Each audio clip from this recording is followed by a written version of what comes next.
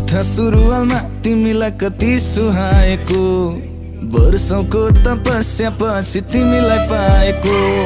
Hello भन्दा हजुर भनी रिप्लाई आएको, ल भगवान धन्यवाद मलाई यस्तै चाहिएको। ओइ नक्कली तिमी कति राम्री, त्यो मुस्कान त्यो नजर त झनै दामी। ओइ नक्कली तिमी कति राम्री, त्यो मुस्कान त्यो नजर त झनै दामी।